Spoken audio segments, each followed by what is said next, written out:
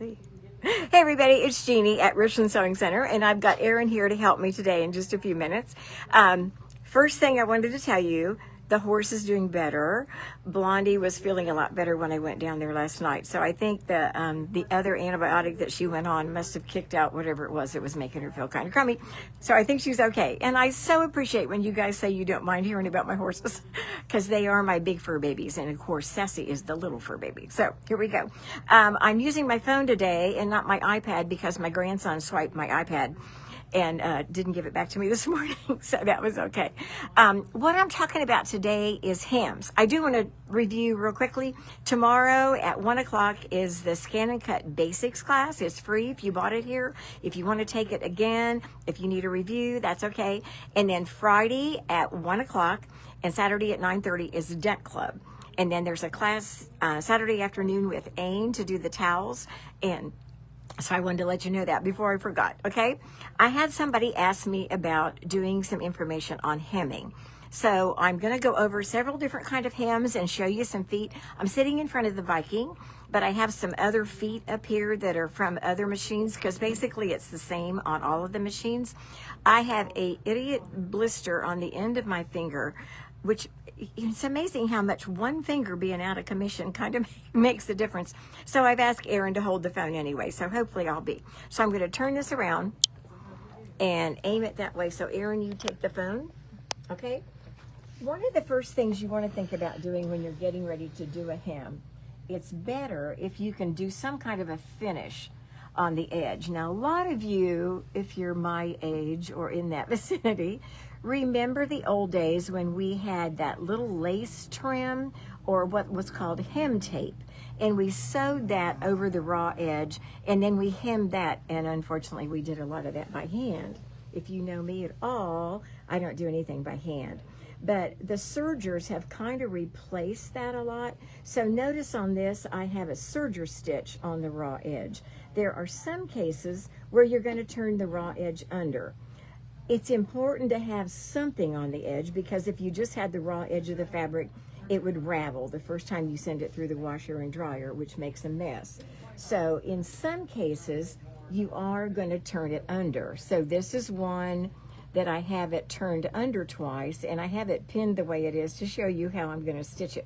So first, I'm going to talk about the knit fabric. If you buy a t-shirt, I don't know if you can see it, but there are 2 rows of straight stitching right there, and on the inside is a serger stitch.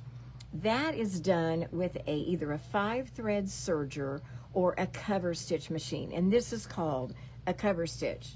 You can emulate that stitch and make it look like it. If you need to shorten the sleeves on a t-shirt or shorten the t-shirt itself, you can run it through a machine, either a serger or the sewing machine, and overcast the edges.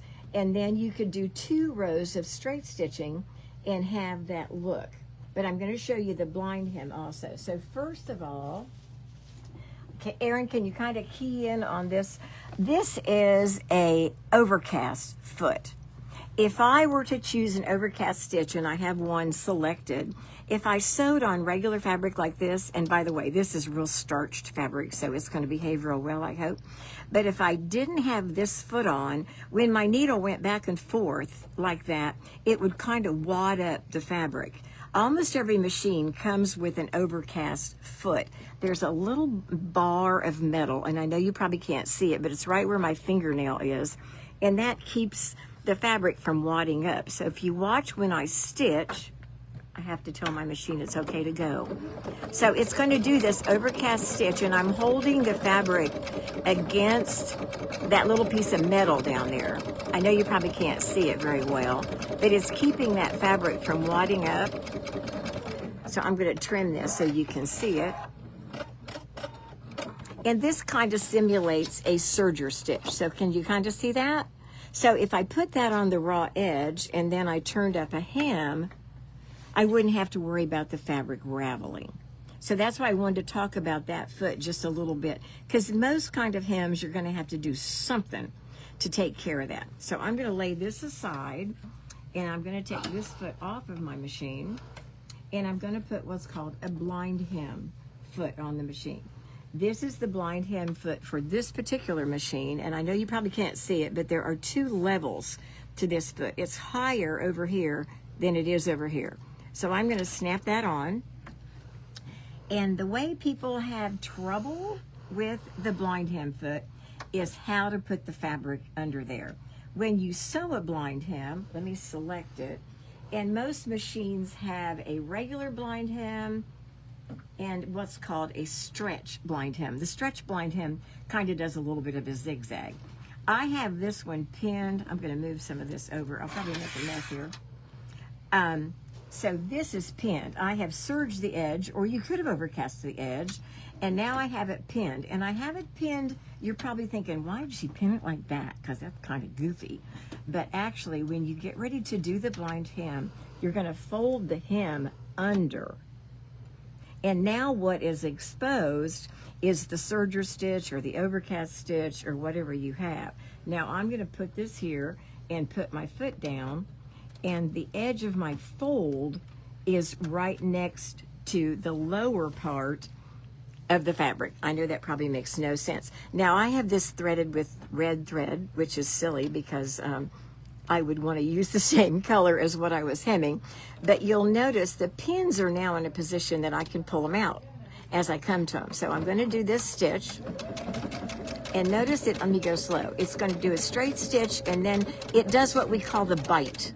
It jumps over and catches the fold. And if it doesn't catch it just right, then we can move the needle to get a better stitch for that particular thing. So let me show this.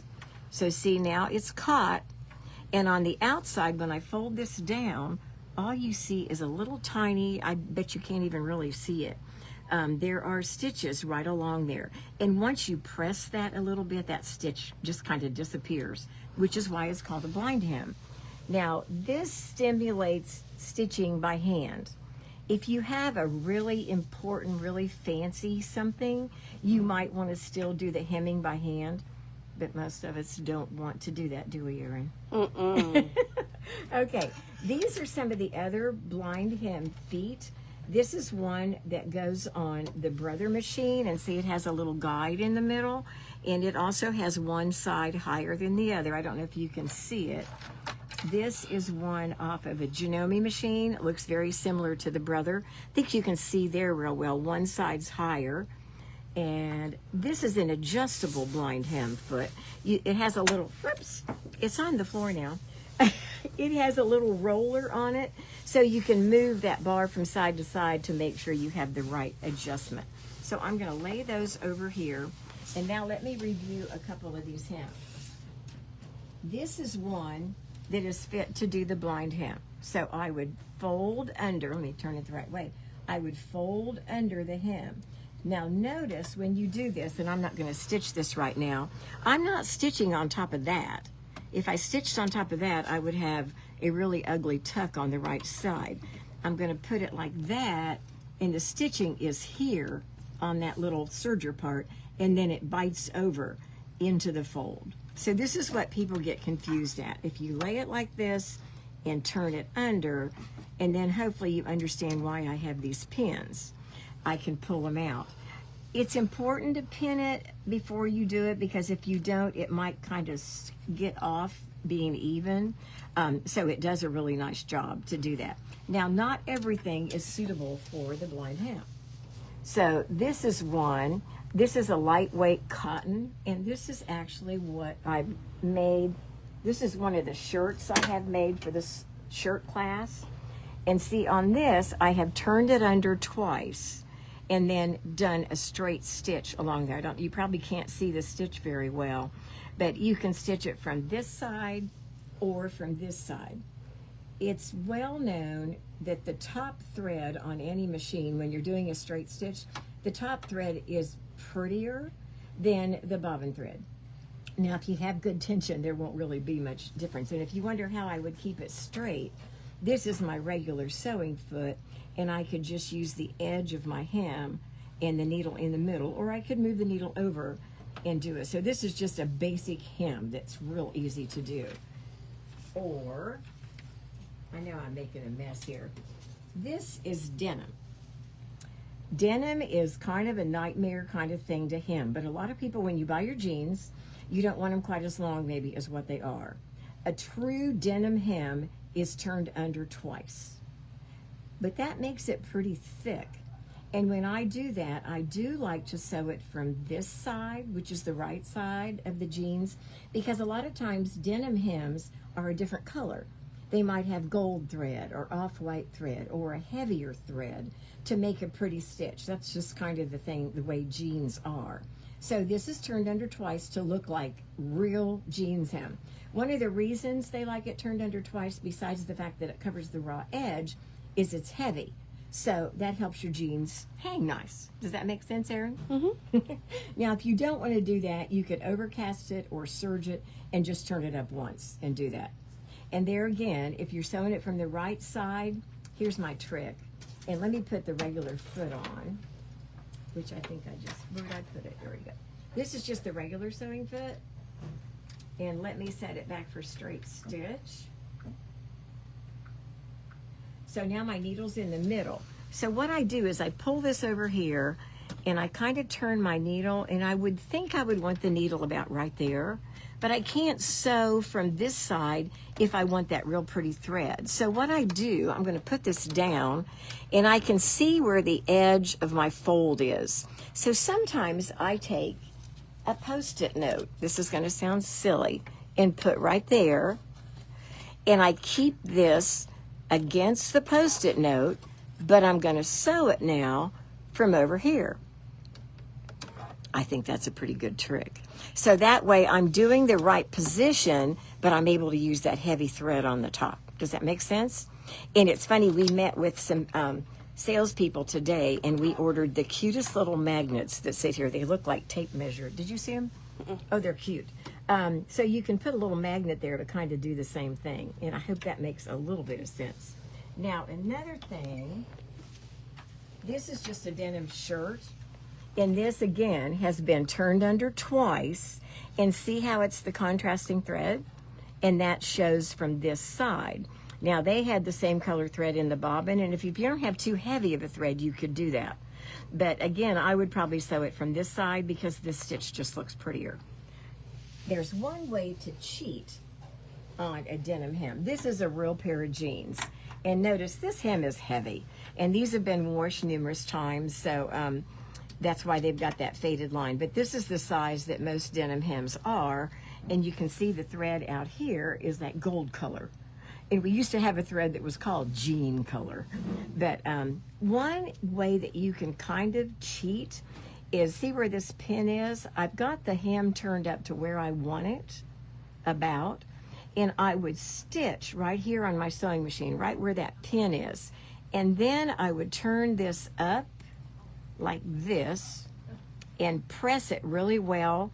And now the hem looks like my original hem. I might do a second set of stitching right there to match that, and that way you don't have to try and go over the heavy humps of a hem, because when you get to this spot right here, which is where the seam is, this is really thick and it's hard.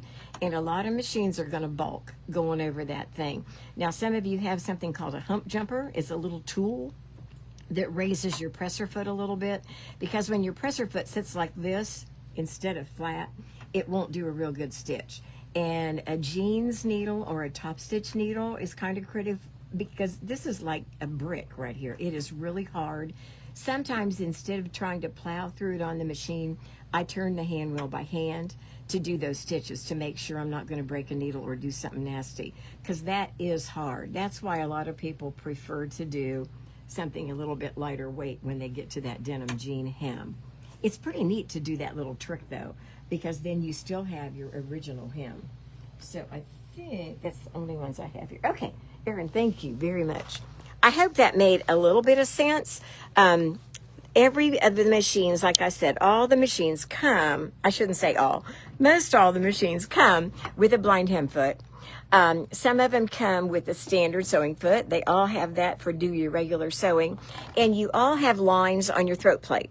So between the lines on the throat plate and a Post-it note, or these cute little magnets when we get those in, to give you the distance. I like to do all my top stitching And top stitching is any stitching that shows on the right side of a garment. So I don't think I have any on the one.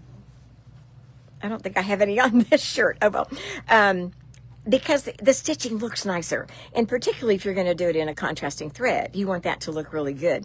And if you're wondering what thread I would use to do the heavier hem, we sell a top stitch thread. We have 12 weight and 30 weight sulky cotton thread, and that is perfect. Particularly the 30 weight, it's the easiest. Just use your regular thread in the bobbin, unless you're sewing it upside down, and then you would put that heavier thread in the bobbin, and it works really well. So ask us to see that when you come in. Your regular embroidery thread looks a little bit thicker than the 50 weight sewing thread, because embroidery thread is 40 weight, and we have some that's a little bit thicker. So if you need some help with that, ask us and we'll be happy to fill you in. So hopefully that gave you a little bit of information. I had one of my girls next door, we call them the Linda's group, on Wednesdays, and she wanted to see about how to do the blind hems. So I said, well, I'll just do the whole business on hems. So hopefully that helped you a little bit. So give us a call, get signed up for some classes, and come see us, because this week we still have stabilizers 20% off, and all our pre-cuts are 25% off. So it's a great time to come in and get some stuff. And if you're coming to Deck Club, you can take advantage of that sale. Okay? Thanks a bunch for tuning in. And thank you, Erin, for holding the camera for it. I appreciate it. Okay. Have a great afternoon, everybody. Bye.